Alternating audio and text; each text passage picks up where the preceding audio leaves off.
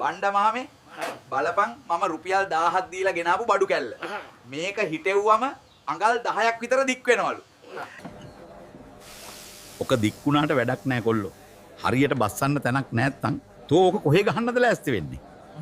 ඔපේ වත්තේ පස්සේ පැත්තේ තියෙන හිලක් කාරලා ඕක ඔබන්නයි මම හිතුවේ. එතකොට ඉබේම වැඩේ වෙයිනේ මාමේ.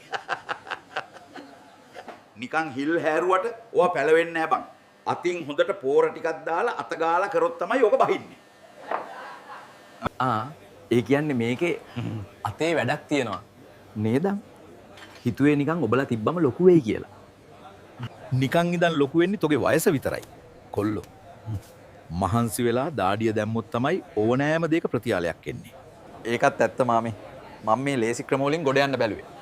මං හිට ඉඳන් අතේ ගහන එක නවත්තලා උදැල්ල අතට ගන්නවා. අන්න එහෙම වරෙන්. උදැල්ලෙන් පස් කොටක් දී තදට පොළොවට බහින තරමට තමයි අස්වැන්න එන්නේ. දැන් වරින් ප්ලේන්ටියක් බොන්න. ක්ලේන්ටිය මරු මාමේ. මගේ අර පරණ හුකුරුදු ඔක්කොම අමතක වෙලා ගියා උඹේ ටෝක් එකට.